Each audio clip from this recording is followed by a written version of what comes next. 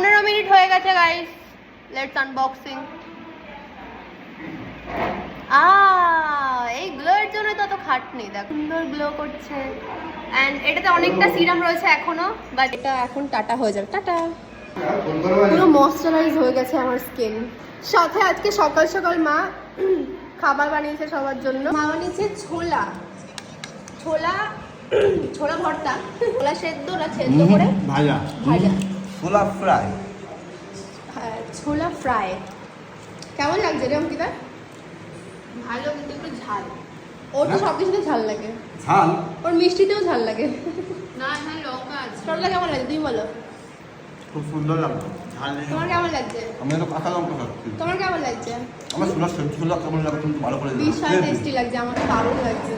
তোমার খেতে হবে না, আমরা খেয়ে নিলাম, তুমি ভিডিওই করে দাও। আরে আমি তো খাই, তোমরা খাও, তোমরা গেস্ট মানুষ। আমি আর আমাকে মা মাঝে মাঝেই করে দেয়। আমি আর গেস্ট করি, আমিও তো করাই খাই। তুমি আর গেস্ট না, তুমি হচ্ছে বাড়িরই মানুষ। এই দেখো,